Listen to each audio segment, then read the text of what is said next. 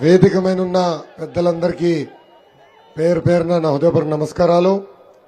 ఈరోజు ఈ భీమిలి శంకరావం కార్యక్రమానికి విచ్చేసిన పసుపు సైన్యానికి, జన సైనికులకి, భీమిలి ప్రజలందరికీ పేరు పేరున నా హృదయపూర్వక ధన్యవాదములు. ఉత్తరాంధ్ర గర్జించింది. ఈ గర్జన వినినా తాడేపల్లి పిల్లి మియావ్ అనే పరిస్థితికి వచ్చింది. పోరాటాల పౌరుషాల గడ్డ ఈ ఉత్తరాంధ్ర. నిన్నటి వరకు జగన్ ఉత్తరాంధ్రతో ఒక ఆట ఆడాడు. 2 నెలల్లో ఉత్తరాంధ్ర జగన్తో ఫుట్బాల్ ఆడబోతుంది. సిటీ ఆఫ్ డెస్టినీ అంటారు విశాఖపట్నాన్ని. ఆంధ్రప్రదేశ్ ఆర్థిక రాజధాని అంటారు ఈ విశాఖపట్నాన్ని. బాబు గారి హయాంలో విశాఖపట్నాన్ని జాబ్ క్యాపిటల్ ఆఫ్ ఇండియాగా తీర్చిదిద్దితే ఈ జగన్ ముఖ్యమంత్రి అయిన తర్వాత గంజాయి క్యాపిటల్ ఆఫ్ ఇండియాగా ఈ రోజు విశాఖపట్నాన్ని మార్చేశారు. బాబు గారి హయాంలో విశాఖపట్నాన్ని మోస్ట్ హ్యాపెనింగ్ సిటీగా తీర్చిదిద్దితే ఇప్పుడు ఇదే జగన్ ముఖ్యమంత్రి అయిన తర్వాత విశాఖపట్నాన్ని విషాదపట్నంగా మార్చేశాడు. బాబు గారి హయాంలో వారానికి ఒక ఐటీ పరిశ్రమ వస్తే ఈ జగన్ హయాంలో రోజుకు ఒక కిడ్నాప్, ఒక భూదందం, పేద ప్రజల ఇల్లు కూల్చేస్తాం. అది మనందరం చూస్తున్నాం. అంతెందుకు సొంత పార్టీ ఎంపీ కుటుంబ సభ్యుల్నే వైకాపా నాయకులు కిడ్నాప్ చేశారంటే ఇంకా మన పరిస్థితి ఎలా ఉంటుందో విశాఖ ప్రజలందరూ ఆలోచించాల. ఆనాడు 2014లో విశాఖపట్నం ప్రజల్లో చైతన్యం వచ్చింది. కడప రాజకీయాలు విశాఖపట్నంలో రానికుండా చిత్తుగా ఆనాడు ఎంపీ గాని ఎమ్మెల్యేలందరినీ మీరు ఓడించారు. ఈ రోజు విశాఖ ప్రజలు ఆలోచించాలా. పొరపాటున ఇంకొక అవకాశం ఇస్తే మనముంటున్న ఇల్లు పైన కప్ప కూడా వీళ్ళు ధ్వంసం చేసేదానికి సిద్ధంగా ఉన్నారు. జగన్ మన ఒక మీటింగ్ లో మాట్లాడుతూ వైకాపా నాయకులు, కార్యకర్తలు షర్టు మడత పెట్టుకోవాలని చెప్పారు. నిన్న ఒక మీటింగ్ లో జగన్ కూర్చున్న కుర్చీ పసుపు సైన్యం మడత పెడుతుందన్న. నేను చెప్పిన దాంట్లో ఏమైనా తప్పుందా అని అడుగుతున్నా. కుర్చీ మడత పెడతానన్నా. దానికి వైకాపా నాయకులు మనోభావాలు దెబ్బతిన్నాయంట. అరగంట అంబటి చాలా ఫీల్ అయ్యాడంట. అది కుర్చీ కాదు సింహాసనం అన్నాడు ఈ అరగంట అంబటి. వాస్తవమే, అది సింహాసనం. ఆ సింహాసనమైన కూర్చుంది ఎవరు? ఒక సునకం. ఆ సునకంని తరిమి కొడతానన్న. ఓకేనా? అరగంట అంబటే. ఈ సభాముఖంగా సూటిగా నేను ప్రశ్నిస్తున్నా. ఎన్నికల ముందల నవరత్నాలు అన్నాడు ఈ జగన్. ఎన్నికలు అయిన తర్వాత అది నవ మోసాలుగా మారింది. దానికి నేను కొన్ని ఉదాహరణలు ఇస్తా. మొదటిది, ఇంట్లో ఎంతమంది బిడ్డలుంటే అంతమంది బిడ్డలకి అమ్మఒడి ఇస్తాడు. ఇప్పుడు ఇవ్వట్లేదు. ఎన్నికల ముందల 45 సంవత్సరాల వయసు కలిగిన ఎస్సీ, ఎస్టీ, బీసీ, మైనారిటీ మహిళలకి పెన్షన్ ఇస్తాడు. ఇవ్వలేదు. 2024కి సంపూర్ణ మద్యపాన నిషేధం చేసిన తర్వాతనే ఓట్లు అడుగుతా అన్నాడు.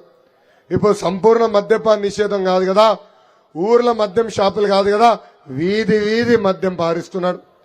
ప్రభుత్వమే భూమ్ దుకాణాలు ఏర్పాటు చేస్తుంది. అక్కడ ప్రభుత్వ ఉద్యోగస్తులు నియమిస్తారు. వాళ్ళకి టార్గెట్లు ఇస్తారు. రోజుకి ₹1,00,000 అమ్మపోతే వాళ్ళ ఉద్యోగం పోయే పరిస్థితి ఈ రోజు ఆంధ్ర రాష్ట్రం చూస్తున్నాం. అందుకే బాబు గారు పవన్ అన్న కలిసి బాబు సూపర్ 6 ప్రకటించారు. దానిపైన అనేక ఆరోపణలు చేశాడు ఈ జగన్. అది కిచిడి అని పిలిచాడు. దాంతో నాకు అర్థమైంది ఈ బాబు సూపర్ 6లో ప్రజా ఆదరణ వల్ల జగన్కి జ్వరం వచ్చిందని. జగన్కి చెప్తున్నా, ప్రజల కష్టాల నుంచి ఆ బాబు సూపర్ 6 వస్తుంది. తెలుగింటి ఆడపడుచుల కన్నీరు నుంచి వచ్చింది ఆ బాబు సూపర్ 6. కార్మికులు పడుతున్న కష్టాల నుంచి వచ్చింది ఆ బాబు సూపర్ 6. ఆంధ్ర రాష్ట్ర నిరుద్యోగ యువకులు పడుతున్న కష్టాలు చూసి తీసుకొచ్చిన కార్యక్రమం ఆ బాబు సూపర్ 6. ఆ బాబు సూపర్ 6 అనేది ఆంధ్ర భోజనం, రాయలసీమ రాగి సంఘటన లాంటిది. అలాంటి పవిత్రమైన మేనిఫెస్టోని ఎగతాళి చేశాడు ఆంధ్ర రాష్ట్ర ముఖ్యమంత్రి సైకో జగన్. జగన్ ఓటమి దేవుడు స్క్రిప్ట్ రెడీ చేశాడండి. పాపం వాళ్ళకి అభ్యర్థులు దొరకట్లేదు. ఎంపీలుగా పోటీ చేయాలంటే పక్క నియోజకవర్గాల నుంచి ట్రాన్స్ఫర్ చేసే పరిస్థితి. ఏకంగా విశాఖపట్నం ఎంపీగా పక్క నియోజకవర్గం నుంచి ఒక అమ్మని తీసుకొచ్చి నిలబెడుతున్నారు. అదేవిధంగా ఒంగోలు ఎంపీగా చిత్తూరు జిల్లాకి చెందిన ఒక వ్యక్తిని తీసుకొచ్చి నిలబెడుతున్నారు. నర్సరావుపేట ఎంపీగా బెట్టింగ్ స్టార్ ఉన్నాడే అనిల్ యాదవ్, నెల్లూరు ప్రజలు చీపో అంటే ఆయన తీసుకొచ్చి నర్సరావుపేటలో పోటీ చేస్తాడు. ఇంకా ఏకంగా గుంటూరు ఎంపీగా ఒక క్రికెటర్కి అవకాశం ఇచ్చారు. కరెక్ట్ గా ఒక 6 నెలల తర్వాత నాకెంత డబ్బులు ఇస్తామని జగన్ అడిగాడు. నాకు వద్దురా బాబు అని ఆ క్రికెటర్ ఈరోజు పారిపోయే పరిస్థితి ఆంధ్ర రాష్ట్రం చూస్తున్నాం. కర్నూలు ఎంపీగా సొంత పార్టీ మంత్రిని ఎలమంటే నాకు వద్దురా బాబు, కావాలంటే నేను రాజకీయాలు వదిలేసుకుంటానని చెప్తున్నాడు. తిరుపతి ఎంపీగా వాళ్ళ ఎమ్మెల్యేని పంపిస్తే అసలు నాకు ఎమ్మెల్యే కాదు కదా, ఎంపీ టికెట్ కూడా వద్దని ఏకంగా పారిపోయే పరిస్థితి ఈ రోజు ఆంధ్ర రాష్ట్రంలో చూస్తున్నాం. 175 స్థానాలకి 75 స్థానాల్లో కనీసం అభ్యర్థులు ఈ రోజు దొరికే పరిస్థితిలో ఈ వైకాపా పార్టీకి లేనే లేదు. ఎన్నికల ముందల బీసీ సోదరులు ఏమన్నాడండి? బ్యాక్వర్డ్ క్లాస్ కాదు, బ్యాక్ బోన్ క్లాస్ అన్నాడు. ఏకంగా దళితుల దగ్గరికి వెళ్ళి మీ బిడ్డని చెప్పాడు. అదే జగన్ ముఖ్యమంత్రి అయిన తర్వాత బీసీ సోదరులు వెన్నముక్క ఎరగొట్టాడు. దళితుల్ని చంపి శవాల్ని ఏకంగా డోర్ డెలివరీ చేసే పరిస్థితి ఈ రోజు మనందరం చూస్తున్నాం. అంతెందుకు వాళ్ళ పార్టీకి చెందిన అనేక మంది ఎమ్మెల్యేలని ఎంపీలని ట్రాన్స్ఫర్ చేశారు. ఇప్పటికీ 62 మంది ఎమ్మెల్యేలని 16 మంది ఎంపీలని ట్రాన్స్ఫర్ చేశారు. దాంట్లో 90% మంది బీసీ ఎస్సీ ఎస్టీ సోదరులకు చెందిన వాళ్ళు. వాళ్ళ సొంత సామాజిక చెందిన ఒక్క నాయకుడిని కూడా ఈ ప్రభుత్వం ట్రాన్స్ఫర్ చేయాల, ఆ వైకాపా పార్టీ ట్రాన్స్ఫర్ చేయాల. అంటే బీసీ సోదరులు అంటే ఎంత చిన్న చూపో ఇదొక ఉదాహరణ మాత్రమే. ఇది నేను చెప్తాం కాదు, వాళ్ళ పార్టీకి చెందిన సొంత బీసీ ఎస్సీ నాయకులు ఏం చెప్పారో ప్రజలందరూ తెలుసుకోవాలా. వాళ్ళ పార్టీకి చెందిన యాదవ నాయకుడు జంగా కృష్ణమూర్తి గారు ఏకంగా వైకాపా పార్టీలో బీసీలకి గౌరవం లేదు అని చెప్పారు.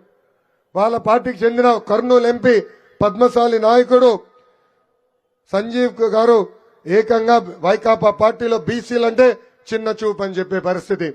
వాళ్ళ పార్టీకి చెందిన సీనియర్ నాయకుడు పార్థసారథి గారు ప్రజలు నన్ను గుర్తించారు కానీ మా ముఖ్యమంత్రి నన్ను గుర్తించలేదు, కనీసం ఒక్క అపాయింట్మెంట్ కూడా నాకు ఇవ్వలేదని చెప్పే పరిస్థితి. అంతెందుకు వాళ్ళ పార్టీకి చెందిన దళిత ఎమ్మెల్యేలు ఏం మాట్లాడుతున్నారో ప్రజలందరూ తెలియాల్సిన అవసరం ఉంది. వాళ్ళ పార్టీకి చెందిన దళిత ఎమ్మెల్యే ఐలేజా గారు జగన్ కి దళితులు అంటే కనీసం గౌరవం లేదని చెప్పారు.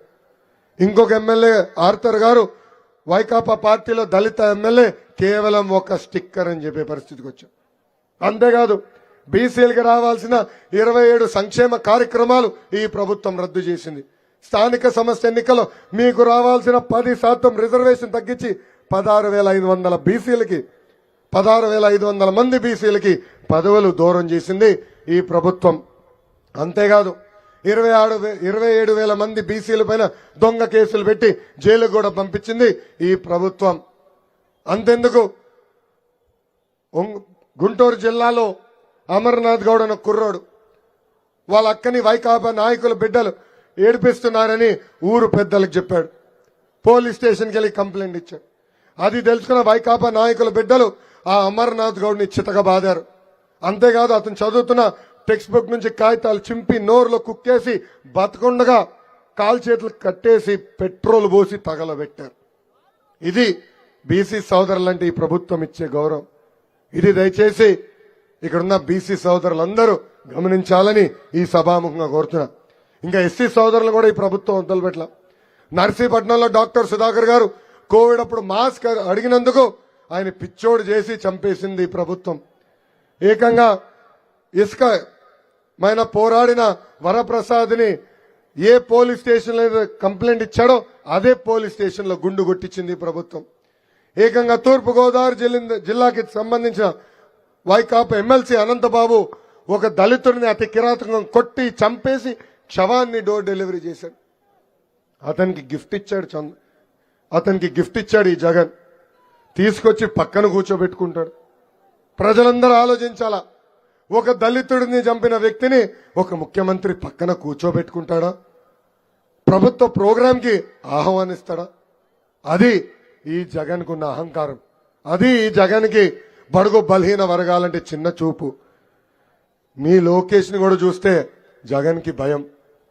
అందుకే ఆనాడు నేను పాదయాత్ర ప్రారంభించాలనుకుంటే జియో 1 తీసుకొచ్చి నా గొంతు నొక్కేదానికి ప్రయత్నించాడు. నా మైక్ లాక్కున్నాడు. నేను స్టూల్ ఎక్కి ప్రజలకు చేతులు ఊపితే ఆ స్టూల్ లాక్కుని వెళ్ళారు. ఏకంగా ఒక వెహికల్ ఎక్కి చేతులు ఊపితే ఆ వెహికల్ కూడా సీజ్ చేశాడు.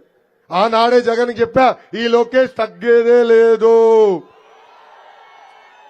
ఇప్పుడు ఏకంగా ఊరూరు ఎర్ర బుక్కు పట్టుకుని తిరుగుతున్నానండి. ఈ ఎర్ర బుక్కు పైన కూడా కేసు వేస్తున్నాడు ఈ psycho Jagan. My dear Jagan, నాది అంబేద్కర్ గారు రాసిన రాజ్యాంగం, నీది రాజారెడ్డి రాజ్యాంగం. నేను ప్రజల్లో ఉంటా, నువ్వు పరదాల్లో ఉంటావు. నాది స్టాన్ఫర్డ్ ఎంబీ అవుతే నీది 10th క్లాస్ పేపర్ లీక్. నేను 25,000 కిలోమీటర్లు సీసీ రోడ్ వేస్తే నువ్వు కనీసం రోడ్డు పైన ఒక్క గుంట పూడ్చలేవు. నేను టీసీఎల్, హెచ్సిఎల్, ఫాక్స్కాన్, అదానీ ఇలాంటి పరిశ్రమలు తీసుకొస్తే నువ్వు తీసుకొచ్చింది boom boom, president medal, Andhra gold లాంటి పరిశ్రమలు. జగన్ ఒక అద్భుతమైన కటింగ్ ఫిట్టింగ్ మాస్టర్ అండి.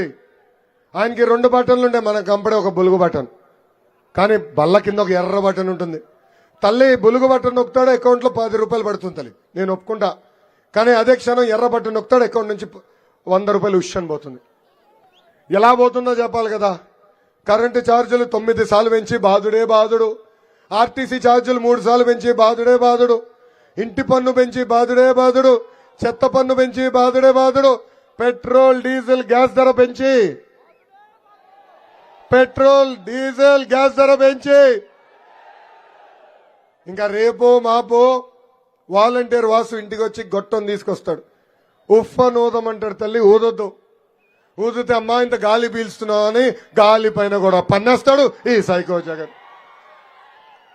ఈ మధ్యన వాలంటీర్ వాసులు ఇంటికి వెళ్లి తెలుగుదేశం ప్రభుత్వ అధికారంలోకి వస్తే సంక్షేమం రాకుండా చేస్తారని దుష్ప్రచారం చేస్తున్నారు. ప్రజలందరూ ఒకటి గుర్తుపెట్టుకోవాలా, అబద్ధం ప్రపంచం చుట్టూ తిరిగి వచ్చే లోపల నిజం గడప దాటదంటారు. అసలు ఆంధ్ర రాష్ట్రానికే కాదు భారతదేశానికే సంక్షేమం పరిచయం చేసిన వ్యక్తి విశ్వవిఖ్యాత నట సార్వభౌమ స్వర్గీయ నందమూరి తారక రామారావు గారు. ఆనాడు 2 రూపాయలకి కిలో బియ్యం ఇచ్చారు, 50 రూపాయలకి హార్స్ పవర్ మోటార్ అందజేశారు, మహిళలకి ఆస్తుల్లో సమాన హక్కు కల్పించారు. దాని తర్వాత చంద్రబాబు నాయుడు గారు ముఖ్యమంత్రి అవుతే ఉచితంగా గ్యాస్ కనెక్షన్ ఇచ్చారు, డ్వాక్రా సంఘాలు ఏర్పాటు చేశారు, పసుపు కుంకం ఇచ్చారు, అన్న క్యాంటీన్ ఇచ్చారు, చంద్రన్న బీమా ఇచ్చారు, పెళ్లి కానుక ఇచ్చారు, పండగ కానుక ఇచ్చారు, పసుపు కుంకం ఇచ్చారు, ఏకంగా అన్నదాత సుఖీభావ ఇచ్చారు. ఇట్లా చెప్పుకుంటా పోతే 100 సంక్షేమ కార్యక్రమాలు చేసిన వ్యక్తి చంద్రబాబు నాయుడు గారు. ఇంకా కటింగ్ మాస్టర్ అని చెప్పే కదా ఈ జగన్. అన్న క్యాంటీన్ కట్, పండగ కానుక కట్, పెళ్లి కానుక కట్, విదేశీ విద్య cut, school fee reimbursement cut, 6 లక్షల వృద్ధులకి రావాల్సిన పెన్షన్ కట్, రైతులకి రావాల్సిన ఇన్పుట్ సబ్సిడీ కూడా కట్. ఇట్లా భారతదేశ చరిత్రలోనే 100 సంక్షేమ కార్యక్రమాలు కట్ చేసిన ఏకైక ముఖ్యమంత్రి ఈ సైకో జగన్. మీరు పడుతున్న కష్టాలు మేము చూసాం. అందుకే పవన్ అన్న బాబు గారు కలిసి బాబు సూపర్ 6 ప్రకటించారు. దాంట్లో మొదటి హామీ, తెలుగుదేశం జనసేన ప్రభుత్వం ఏర్పడిన మొదటి 5 సంవత్సరాలు 20 లక్షల ఉద్యోగాలు కల్పించే బాధ్యత మేము తీసుకుంటాం. ప్రతి సంవత్సరం డిఎస్సీ ఏర్పాటు చేస్తాం. 5 సంవత్సరాల్లో ఒక పద్ధతి ప్రకారం ప్రభుత్వ ఉద్యోగాలు భర్తీ చేస్తాం. అంతేకాదు ఉద్యోగం వచ్చే వరకు ప్రతి నిరుద్యోగ యువకులకి 3,000 రూపాయలు ప్రతి నెల నిరుద్యోగ భృతి కూడా మన ప్రభుత్వం అందజేస్తుంది. 2 హామీ, స్కూల్కి వెళ్లే ప్రతి విద్యార్థి తల్లిదండ్రులకి ప్రతి ఏడా 15,000 రూపాయలు మన ప్రభుత్వం ఇస్తుంది. ఇది అమ్మ ఒడిలా కాదు తల్లి. ఒక్క బిడ్డ ఉంటే 15,000, 2 ఉంటే 30,000, 3 ఉంటే ఎంత 45,000 రూపాయలు మన ప్రభుత్వం ఇస్తుంది. ఇంకా ప్రతి రైతుకి ఈ ఆర్థిక సహాయంగా ప్రతి ఏడా 20,000 రూపాయలు ఇస్తాం. ఇంకా ప్రతి ఇంటికి ప్రతి ఏడా ఉచితంగా 3 చేతులెత్తి చూపించండి, 3 గ్యాస్ సిలిండర్లు ఉచితంగా మన ప్రభుత్వం ఇవ్వబోతుంది. ఇంకా 18 నుంచి 59 సంవత్సరాల వయసు కలిగిన మహిళలకి ప్రతి నెల 1500 రూపాయలు మన ప్రభుత్వం ఇస్తుంది. అంటే సంవత్సరానికి 18,000, 5 సంవత్సరాల్లో 90,000 రూపాయలు మన ప్రభుత్వం ఇస్తుంది. ఇంకా 6వ హామీ, మహిళలు ఆర్టీసీ బస్సులో ఉచితంగా ప్రయాణించే హక్కు కూడా మన ప్రభుత్వం కల్పించబోతుందని మహిళలందరికీ నేను హామీ ఇస్తున్నా. అసలు ఉత్తరాంధ్రకి పట్టిన దరిద్రం జగన్ 3 రాజధానుల పేరుతో 3 ముక్కలు ఆటలాడుతున్నాడు. 500 కోట్ల రూపాయలు ఖర్చు పెట్టి ప్యాలెస్ కట్టుకున్నాడు తప్ప ఉత్తరాంధ్రకు ఒక్క అభివృద్ధి కార్యక్రమం చేశాడా, ఒక్క పరిశ్రమ తీసుకొచ్చాడా, ఒక ఉద్యోగం కల్పించాడా అని ప్రజలందరూ ఆలోచించాలా. ఆనాడు పెద్దవాళ్ళు విశాఖ ఉక్కు ఆంధ్రుల హక్కు అని పోరాడారు. విశాఖపట్నానికి ఉక్కు ఫ్యాక్టరీ సాధించారు. ఇప్పుడు ఈ జగన్ అధికారంలోకి వచ్చిన తర్వాత ఆ ఉక్కు ఫ్యాక్టరీని ప్రైవేటీకరణ చేయడానికి ప్రయత్నిస్తున్నాడు. అందుకే ఉత్తరాంధ్ర ప్రజలకి, విశాఖపట్నం ప్రజలకు నేను హామీ ఇస్తున్నా, ఆ ఫ్యాక్టరీ ప్రైవేటీకరణ జరగకుండా చేసే బాధ్యత మేము తీసుకుంటాం. అవసరమైతే ఆంధ్ర రాష్ట్ర ప్రభుత్వమే ఆ ఫ్యాక్టరీ కొనుగోలు చేసి నడిపిస్తుందని ఈ సభాముఖంగా హామీ ఇస్తున్నాం. ఇంకా విశాఖపట్నం జిల్లాలో జగన్ పాదయాత్ర చేసినప్పుడు అనేక హామీలు ఇచ్చాడు. దాదాపు 50 హామీలు ఇచ్చాడు. దాంట్లో కొన్ని హామీలు మీకు గుర్తు చేస్తున్నా. విశాఖ రైల్వే జోన్ పూర్తి చేస్తా అన్నాడు, చేయలేదు. విశాఖ మెట్రో ప్రాజెక్ట్ పూర్తి చేస్తా అన్నాడు, చేయలేదు. మూతబడిన షుగర్ ఫ్యాక్టరీలన్నీ తెరిపిస్తా అన్నాడు, తెరవలేదు. ఈ 8 లక్షల ఆయకట్టుకి అదనంగా సాగునీరు అందిస్తా అన్నాడు, ఒక్క తట్ట మట్టి ఎత్తలేదు. విశాఖపట్నానికి పరిశ్రమలు తీసుకొస్తాను, ఐటీ కంపెనీలు తీసుకొస్తానన్నాడు. ఇప్పుడున్న కోడిగొడ్డు మంత్రిని చూసి ఉన్న పరిశ్రమలే బాయ్ బాయ్ ఆంధ్రప్రదేశ్ అని చెప్పే పరిస్థితికి వచ్చారు. ఇంకా అంతేకాదు, పరిపాలక రాజధాని తీసుకొస్తానని విశాఖపట్నంలో పెద్ద ఎత్తున ఈరోజు భూ కబ్జాలు చేస్తున్నారు. దస్పల్లా భూములు, హైగ్రీవా భూములు, ఎక్స్ సర్వీస్మెన్ భూములు, స్వాతంత్ర సమర యోధుల భూములు, చెరువులు, లూలు భూములు, టీడీఆర్ బాండ్లు పెద్ద ఎత్తున కుంభకోణం జరుగుతుంది. ఋషికొండకి గుండు కొట్టి 500 కోట్ల రూపాయలు ఖర్చు పెట్టి ఒక ప్యాలెస్ కట్టారు. ఈ సభాముఖంగా విశాఖపట్నం ప్రజలకు హామీ ఇస్తున్నా, ఆ ప్యాలెస్ ని ప్రజలకి అంకితం చేసే బాధ్యత మేము తీసుకుంటాం. ఒక్క వ్యక్తి ఉండేదానికి 500 కోట్ల రూపాయల, ఎంత అన్యాయమో చూడండి. అది ప్రజలకు అంకితం చేసే బాధ్యత మేము తీసుకుంటాం. గతంలో విజయసాయిరెడ్డి అని ఒక వ్యక్తి ఉండేవాడు. ఇప్పుడు ఏకంగా వైవి సుబ్బారెడ్డిని ఇంకో వ్యక్తిని పంపించారు. ఆ వైవి సుబ్బారెడ్డి కొడుకు విక్రాంత్ రెడ్డి కలిసి ఈరోజు పెద్ద ఎత్తున బాక్సైట్, లాటరైట్ మైన్లు కొట్టేస్తున్నారు. జీవీఎంసీని ఏకంగా అవినీతి అడ్డాగా మార్చేసింది ఈ ప్రభుత్వం. చెత్త పన్ను పెంచారు తప్ప ఒక్క రోడ్ వేయలేదు, ఒక్క డ్రైన్ కట్టలేదు ఈ ప్రభుత్వం. అంతెందుకు, ఆంధ్ర యూనివర్సిటీలో దాదాపు 1500 పిహెచ్డి పోస్టులు కూడా ఈ ప్రభుత్వం అమ్మేసింది. కేంద్ర ప్రభుత్వం ఇచ్చే 200 కోట్ల గ్రాంట్ కూడా తప్పుదారు పట్టించింది ఈ ప్రభుత్వం. ఉత్తరాంధ్ర ప్రజలు, ప్రత్యేకంగా విశాఖపట్నం ప్రజలు ఒక విషయం గుర్తుపెట్టుకోవాలి. ఆనాడు హుదూద్ తుఫాన్ వస్తే మన బంధువులకైనా తొందరగా స్పందించిన వ్యక్తి చంద్రబాబు నాయుడు గారు. ఆనాడు మాకు ఇంట్లో సీమంతం ఉండి కరెక్ట్ గా 10 నిమిషాలు వచ్చి ఇంకా నేను బయలుదేరాలి, విశాఖపట్నానికి హుదూద్ వస్తుందని మళ్ళీ అక్కడి నుంచి పరిగెత్తుకుంటూ వచ్చిన వ్యక్తి చంద్రబాబు నాయుడు గారు. వారం రోజుల్లో విశాఖపట్నాన్ని నార్మల్సీకి తీసుకొచ్చారు. కరెంట్ అందించారు, పాలు అందించారు, కూరగాయలు అందించారు. అందుకెందుకు ఆనాడు ప్రధానమంత్రి నరేంద్ర మోడీ గారు, బాబు గారు కలిసి మొత్తం విశాఖపట్నాన్ని పర్యటించారు. ఎక్కడ చూసినా ప్రజలు ఆనందంగా చేతులు తిప్పి ఊపారు. అప్పుడే మోడీ గారు ఆశ్చర్యంగా బాబు గారిని అడిగారు, ఇంత విధ్వంసం జరిగినా ప్రజలు నవ్వుతున్నారు ఏంటి అంటే, మనం చేసిన మంచి పనుల వల్ల సార్ ప్రజలు మన ఆశీర్వదిస్తున్నారు, దీవిస్తున్నారని చెప్పారు. అదేవిధంగా 2019 ఎన్నికల్లో రాష్ట్రం మొత్తం ఉన్న విశాఖపట్నం ప్రజలు మమ్మల్ని ఆశీర్వదించారు, దీవించారు. అది మా గుండెల్లో పెట్టుకుంటాము. టైం డేట్ రాసుకోండి.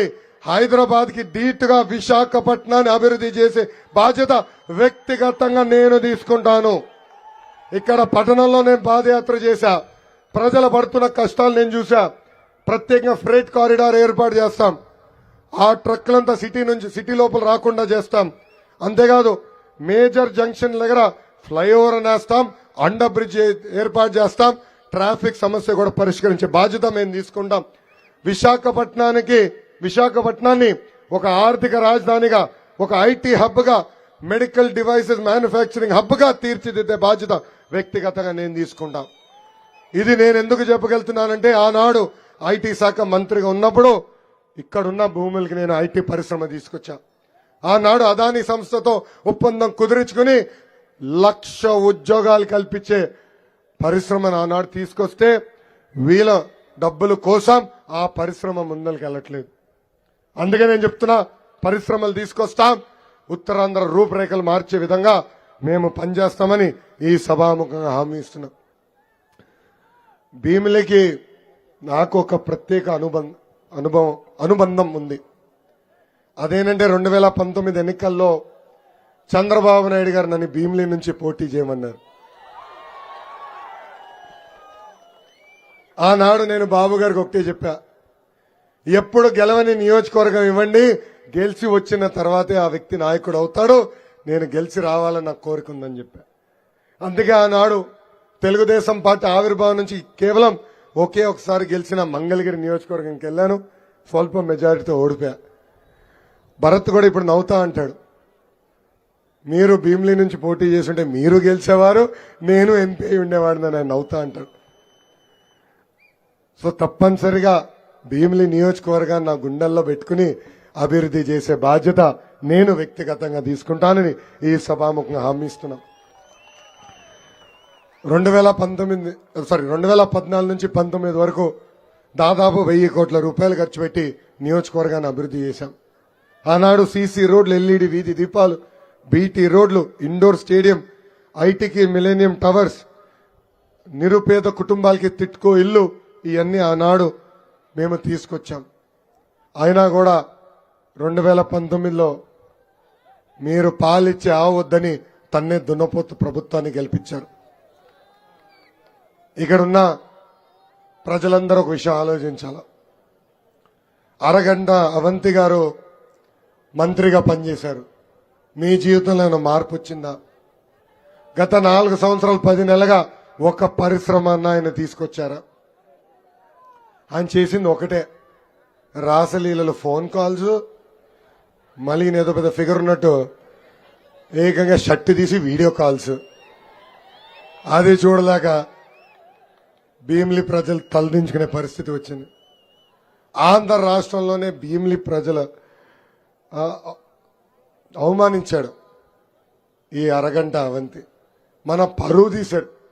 ఈరోజు ఎక్కడికి వెళ్ళి మనం భీమిలి నుంచి వచ్చామంటే, ఓహో అరగంట అవంతి నియోజకవర్గమా, ఆ వీడియో మాకు వచ్చింది లేబా అని చెప్పే పరిస్థితికి వచ్చింది. అంతేకాదు,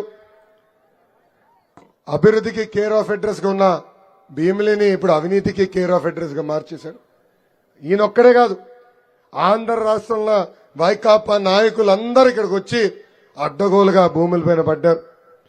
పెద్ద ఎత్తున భూములు కాజేస్తున్నారు. ఇంకా ఈ అరగంట అవినీతి ఏకంగా అవుట్ సోర్సింగ్ పోస్టులు, అంగన్వాడీ పోస్టులు, లైన్ మెన్ పోస్టులు కూడా అమ్మేసుకునే పరిస్థితి మనందరం చూస్తున్నాం. ఇంకా చిట్టివలస జూట్ ఫ్యాక్టరీ నుంచి కూడా డబ్బులు తీసుకుని ఏకంగా పనిచేస్తున్న కార్మికులకి న్యాయం చేయలేదు. మా అంచనా ప్రకారం ఒక భీమిలి నియోజకవర్గంలోనే దాదాపు 2,500 కోట్ల రూపాయలు విలువైన భూమిని ఈ ప్రభుత్వంలో ఉన్న బడాబాబులు దోచేశారు. దీనన్నిటి వెనకాల విజయసాయి రెడ్డి అన్న వ్యక్తి ఉన్నారు. వాళ్ళందరూ ఒకటే చెప్తున్నా, 2 నెలల్లో తెలుగుదేశం జనసేన ప్రభుత్వం ఏర్పడుతుంది. తప్పనిసరిగా మీరు కొట్టేసిన భూములన్నీ మాకు తిరిగి లబ్ధిదారులకు అందించే బాధ్యత వ్యక్తిగతంగా మేము తీసుకుంటాం. ఇక్కడున్న ప్రజలందరూ నేను కోరుతున్నా, తెలుగుదేశం జనసేన పార్టీ బలపరిచిన అభ్యర్థిని గెలిపించండి. నేను ఇచ్చిన హామీలన్నీ నేను నిలబెట్టుకుంటాను. ఇక్కడ తగరపు వలసలో ఆర్టీసీ కాంప్లెక్స్ కావాలన్నారు, తప్పనిసరిగా మేము ఏర్పాటు చేస్తాం. ఇంతేకాదు, మన ప్రాంతానికి రైతు బజార్, తాగునీరు అందిస్తాం. భీమిలి మెయిన్ రోడ్ ఎక్స్టెన్షన్ చేసే బాధ్యత మేము తీసుకుంటాం. అంతేకాదు, ఇక్కడున్న రిజర్వాయర్ ని కూడా అభివృద్ధి చేసే బాధ్యత మేము తీసుకుంటాం.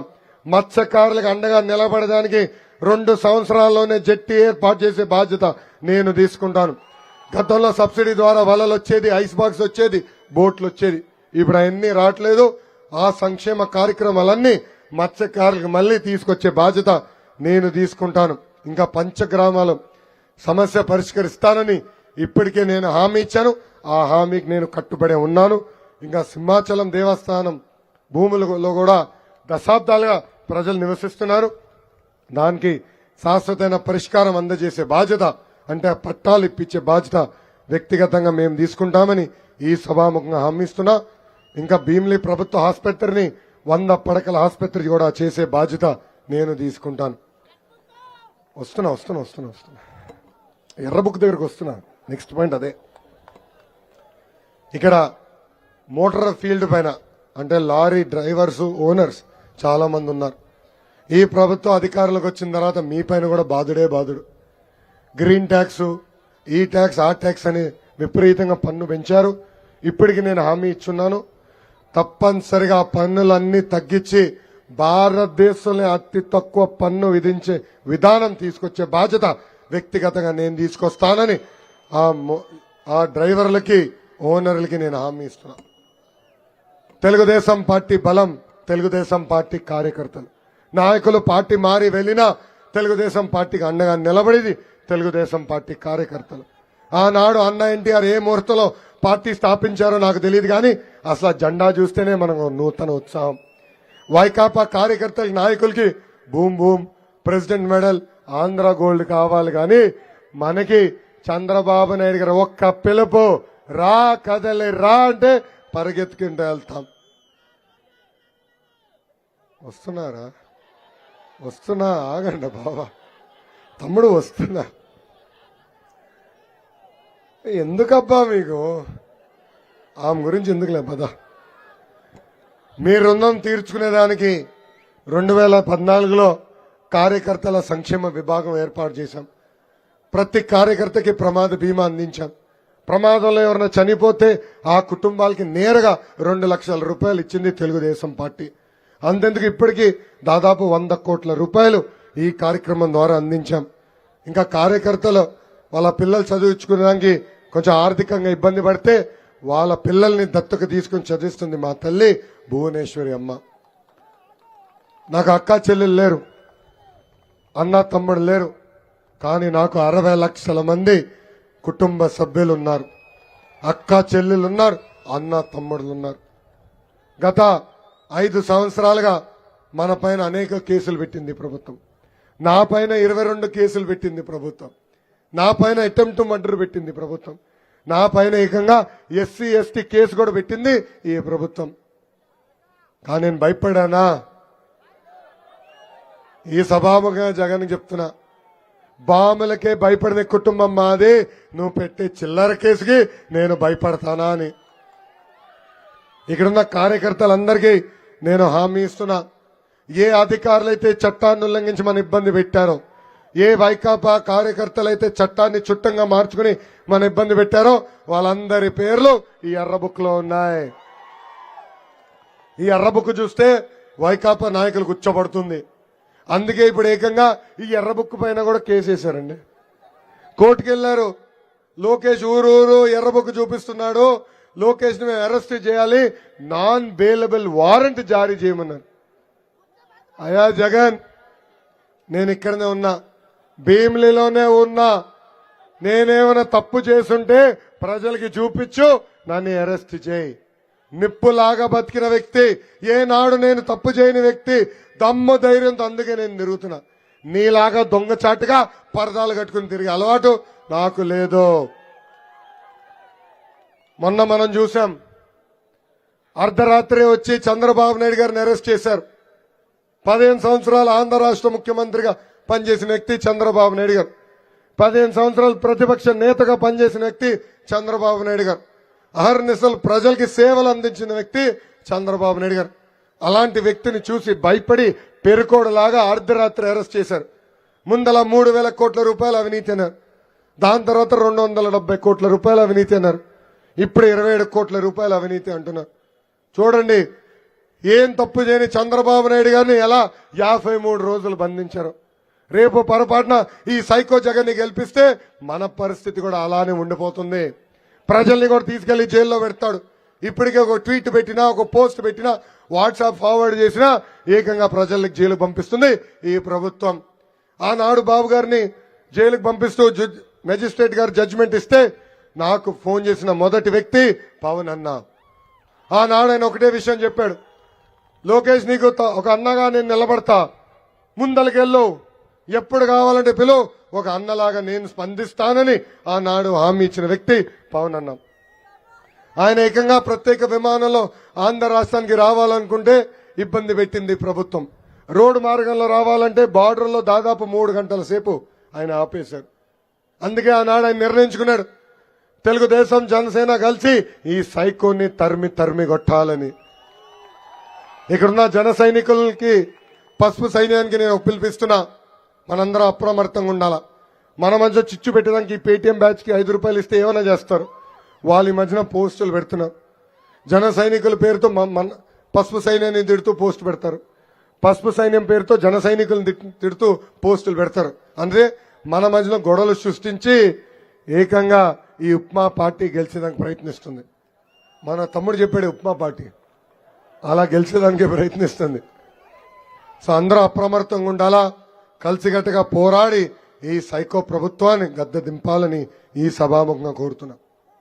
ఇంకా ఈ శంకారామం కార్యక్రమం ద్వారా వస్తున్నా తమ్ముడు, తప్పనిసరిగా మీ గురించి కూడా మాట్లాడతాం.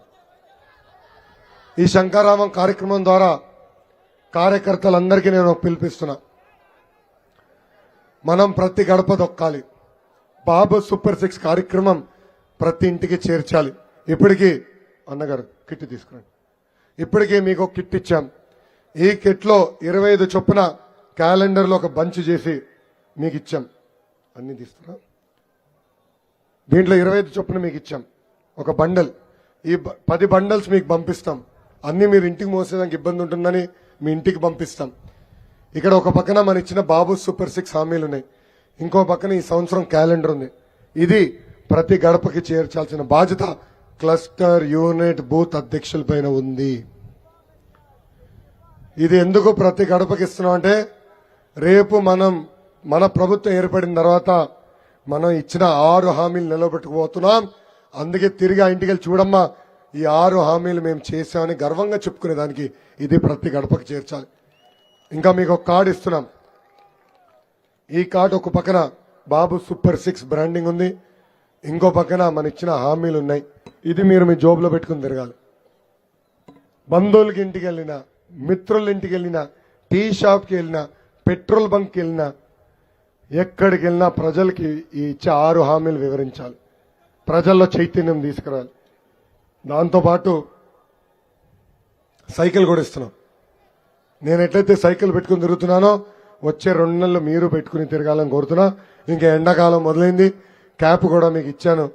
సో ఇవన్నీ పెట్టుకుని ఈ బాబు సూపర్ 6 కార్యక్రమం జయప్రదంగా చేయవలసిందిగా మిమ్మల్ని కోరుతున్నాం. గతంలో బాధుడే బాధుడు, ఇదే మీ కర్మ మన రాష్ట్రానికి. బాబు షూరిటీ భవిష్యత్ గ్యారంటీ కార్యక్రమాలు చేశాం, టెక్నాలజీతో కూడిన కార్యక్రమం చేశాం. ఇక్కడ చాలా మంది గతంలో నా పైన అలిగారు, ఎందుకు ఈ టెలిగ్రామ్ బాట్, దీనివల్ల ఏమవుతుందని. ఈ రోజు ఎవరు బాగా పనిచేశారో వాళ్ళని నేను గుర్తించాను. ఎవరైతే ఈ బాబు షూరిటీ భవిష్యత్ గ్యారంటీ కార్యక్రమం జయప్రదం చేశారో, ఏ బూత్ లో అయితే బాగా జరిగింది, ఏ యూనిట్ లో అయితే బాగా జరిగింది, ఏ క్లస్టర్ లో అయితే బాగా చేశారో వాళ్ళని నేను ప్రత్యేక ఆహ్వానించి వాళ్ళకి నేను ఈరోజు ఉత్తమ కార్యకర్తగా నేను గుర్తిస్తాం జరిగింది. ఇక్కడ ఉన్న వాళ్ళు వచ్చిన వాళ్ళు ఎత్తాలి. ఉందా సర్టిఫికేట్ ఉన్న వాళ్ళు ఎక్కడున్నారా? బా ఇచ్చాను. నేను ఇక్కడున్నా మీ అందరికి తెలుపుతున్నా, నా చుట్టూ తిరుగుతాం కాదు, వేదిక మీద ఉన్న నాయకుల చుట్టూ తిరుగుతాం కాదు, పార్టీ ఆఫీస్ చుట్టూ తిరుగుతాం కాదు, ప్రజల చుట్టూ తిరగండి. మిమ్మల్ని వెతుక్కుంటూ వచ్చి నామినేటెడ్ పదవులు ఇచ్చే బాధ్యత నేను తీసుకుంటాను. దానికి టెక్నాలజీ అనేది చాలా అవసరం. అందుకే టెక్నాలజీతో కూడిన కార్యక్రమం మనం చేయాలి.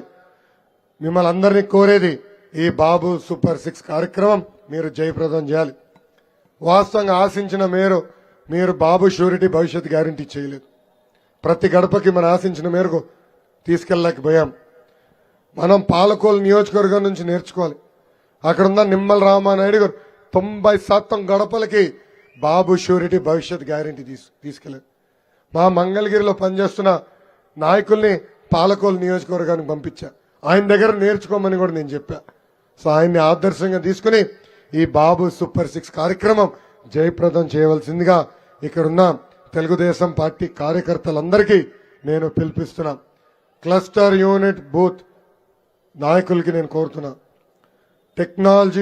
టెక్నాలజీతో కూడిన కార్యక్రమాలు మనం చేస్తున్నాం. ఎవరైతే బాగా చేశారో వాళ్ళని గుర్తిస్తా, సీనియర్ని జూనియర్ని సమానంగా గౌరవిస్తా, కానీ పనిచేసే వాళ్ళనే నేను ప్రోత్సహిస్తా. దయచేసి ఇది గుర్తు పెట్టుకోవాల్సిందిగా మిమ్మల్ని కోరుతున్నా. ఇక్కడ తమ్ముడు ఆటో వాళ్ళ గురించి కూడా మాట్లాడాల్సిందిగా కోరారు. ఇప్పటికీ నేను చాలా స్పష్టంగా చెప్పా, తమ్ముడు పాదయాత్రలో ఆటో యూనియన్ని కూడా కలిశాను. మీకు ప్రత్యేక కార్పొరేషన్ ఏర్పాటు చేయాలి, ఆటో స్టాండ్స్ ఏర్పాటు చేయాలి, పెంచిన పెట్రోల్ డీజిల్ ధరలు తగ్గించాలి, మీ కార్పొరేషన్ ద్వారా లోన్లు అందించాలి. అంతేకాదు మీకు ఇన్సూరెన్స్ భారం కూడా తగ్గించే బాధ్యత తెలుగుదేశం జనసేన ప్రభుత్వం తీసుకుంటుందని ఈ సభాముఖంగా ఇప్పటికీ గతంలోనే నేను హామీ ఇచ్చా, మళ్ళీ నేను హామీ ఇస్తున్నాను. ఇది దయచేసి గుర్తుపెట్టుకోవాల్సిందిగా మా ఆటో సోదరులు కూడా నేను కోరుకుంటూ, నాకు ఇంత అద్భుతమైన అవకాశం ఇచ్చిన భీమిలి ప్రజలందరికీ పేరు పేరున నా హృదయపూర్వక ధన్యవాదాలు తెలుపుకుంటూ మీ అందరి దగ్గర నుంచి నేను సెలవు తీసుకుంటున్నా. జోహార్ అన్న ఎన్టీఆర్, జోహార్ అన్న ఎన్టీఆర్. చంద్రబాబు నాయుడు గారి నాయకత్వం, చంద్రబాబు నాయుడు గారి నాయకత్వం, పవన్ అన్న నాయకత్వం, పవన్ అన్న నాయకత్వం. జై బాలయ్య, జై బాలయ్య, జై హింద్. ఇప్పుడు అందరూ ఎవరు వాళ్ళ స్థానాల్లో నుంచోవాలి, గుండె పైన చేయి పెట్టుకుని ఇప్పుడు అన్నగారు మన చేత ఒక ప్రతిజ్ఞ చేపిస్తారు. దయచేసి అది చేయవలసిందిగా మిమ్మల్ని అందరినీ నేను కోరుకుంటున్నాను.